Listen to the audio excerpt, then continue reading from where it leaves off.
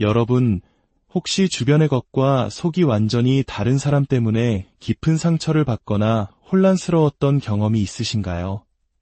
밖에서는 모든 사람에게 친절하고 완벽해 보이지만 문이 닫히는 순간 얼음장처럼 차갑게 변하는 사람.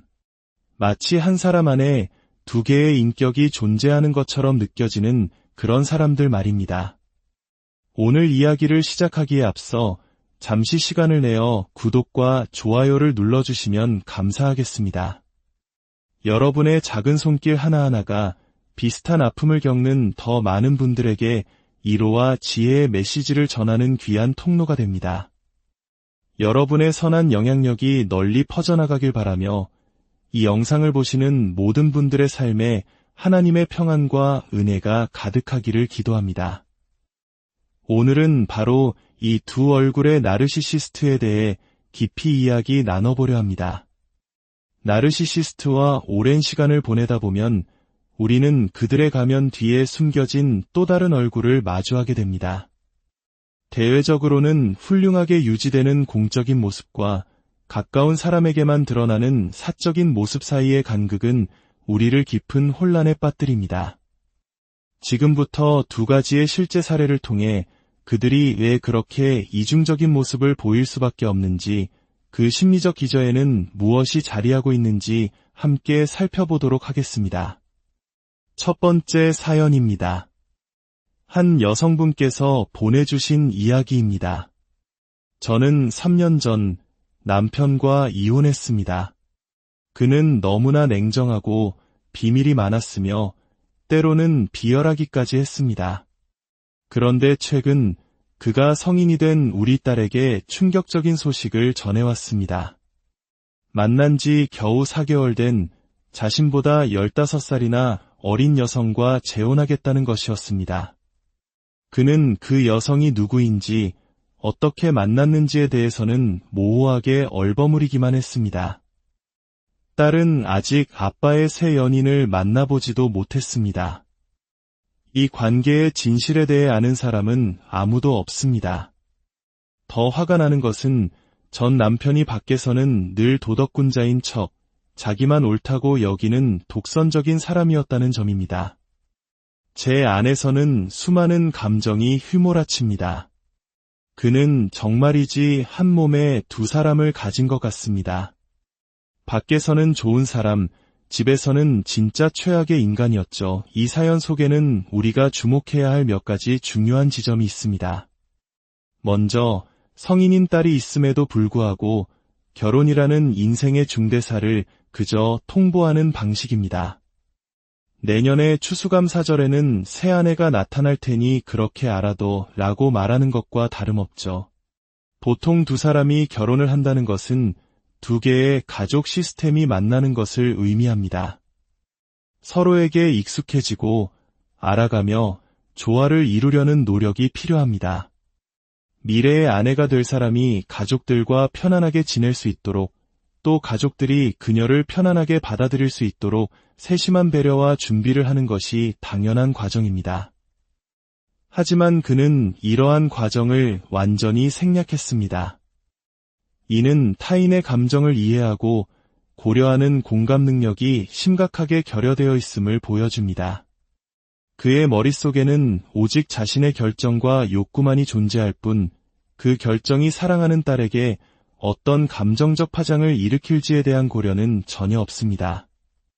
그는 관계를 맺는 인격적인 존재가 아니라 자신의 계획을 일방적으로 선포하는 지배자에 가깝습니다. 더욱 중요한 단서는 그가 도덕적이고 독선적인 평판을 가졌다는 점입니다. 이렇게 자기위에 가득 찬 사람들은 필연적으로 보여주기 위한 삶을 살아갑니다. 그들의 모든 행동 기준은 내면의 진실성이나 성찰이 아닌 외부의 평가와 시선에 맞춰져 있습니다. 우리 모두에게는 각자의 약점이나 부족함이 있습니다. 때로는 짜증을 내고 실수를 하고 실패를 경험하기도 합니다. 하지만 자기위에 빠진 사람들은 이렇게 말하는 듯합니다. 너희 같은 불쌍한 사람들은 그런 문제로 힘들어할지 몰라도 나는 달라. 나는 특별해서 그런 인간적인 문제 따위는 겪지 않아. 하지만 사실 그 누구도 완벽하지 않습니다. 그들이 이토록 완벽함을 연기하는 이유는 자신의 연약함이나 인간적인 모습을 다른 사람에게 들키고 싶지 않기 때문입니다. 그들은 자신의 페르소나, 즉 인격을 힘, 지배, 통제 위에 쌓아 올렸습니다. 규칙을 정하는 것은 나고 모든 것을 올바르게 하는 것도 나다. 라는 신념을 가지고 있죠. 그렇기에 자신의 약점을 드러내고 다른 사람과 감정적으로 교류하는 것을 극도로 꺼립니다. 그들의 모든 결정은 진실성에 기반한 것이 아니라 철저히 계산된 연기에 기반합니다. 두 번째 사연을 들어보겠습니다. 첫 번째와 유사한 아픔을 담고 있습니다. 제 고민은 바로 엄마입니다. 제 어머니는 밖에서는 언제나 상냥하고 다정한 사람으로 알려져 있습니다. 하지만 실제로는 단 한 번도 저에게 공감해 준 적이 없습니다. 놀라지 마세요. 저는 40대인데 태어나서 단 한 번도 엄마에게 사랑한다는 말을 들어본 적이 없습니다. 단 한 번도요. 어떻게 그렇게 얼음장같이 차가운 사람이 다른 사람들에게는 그토록 친절한 사람인 척 연기할 수 있는 걸까요? 이 사연을 들으면 나르시시즘의 본질이 사랑의 부재라는 사실을 다시 한번 깨닫게 됩니다. 그들은 사랑의 본질을 알지 못하고 어떻게 사랑을 표현하고 받아들여야 하는지도 모릅니다. 이런 유형의 사람들은 완벽해야 한다는 강박적인 각본에 따라 움직입니다.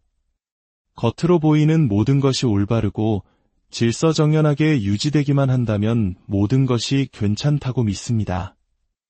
감정적인 교류나 개인적인 이야기는 그들에게 불필요하고 거추장스러운 것에 불과합니다.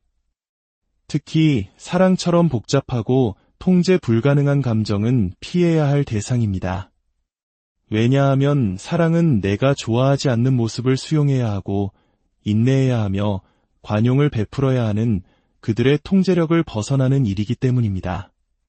우리는 여기서 한 걸음 더 나아가 그 얼음장 같은 어머니가 어떤 환경에서 성장했는지 생각해 볼 필요가 있습니다. 아마도 그녀 역시 자신의 부모로부터 따뜻한 사랑과 정서적 지지를 받지 못했을 가능성이 매우 높습니다. 어린 시절 겪었던 정서적 가뭄과 상처가 그녀 스스로가 다음 세대에게 사랑을 베푸는 법을 배우지 못하게 만든 것입니다. 이를 복합외상, 즉 복합 트라우마라고 부르기도 합니다. 살면서 겪는 수많은 작은 상처들이 치유되지 못한 채 계속해서 쌓이고 쌓여 결국 감정의 문을 닫아버리게 되는 것입니다. 아이는 그 상처를 어떻게 다뤄야 할지 몰라 오직 겉모습을 완벽하게 꾸미는 데에만 집중하게 됩니다. 내 겉모습만 완벽하면 나는 괜찮을 거야 라고 믿으면서 말이죠. 결국 이 두 사례의 아버지와 어머니는 공통점을 가집니다. 그들은 인간관계의 서투름과 불완전함을 견디지 못합니다. 관계란 때로 삐걱거리고 서로를 위해 규칙을 수정하거나 예외를 만들어야 할 때도 있습니다. 하지만 나르시시스트들은 이를 거부합니다. 그들에게 가장 중요한 것은 오직 하나, 바로 통제력을 잃지 않는 것입니다. 그들은 부드러움과 친밀함을 힘과 권력으로 맞바꾼 사람들입니다. 자신이 모든 것을 통제할 수 있는 권력자의 위치에 서 있을 때만 안정감을 느끼고 인간적인 감정의 혼란스러움으로부터 도망칠 수 있다고 믿습니다.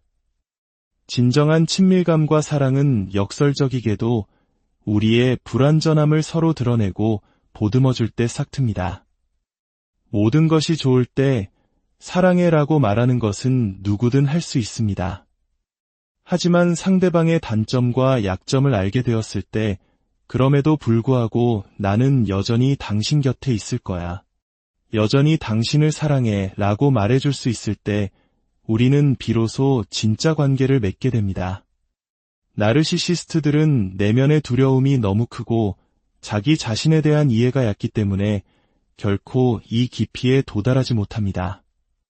그들은 내면의 깊은 수치심을 안고 살아가며 이 때문에 진실되고 솔직한 관계를 맺는 것을 본능적으로 두려워합니다.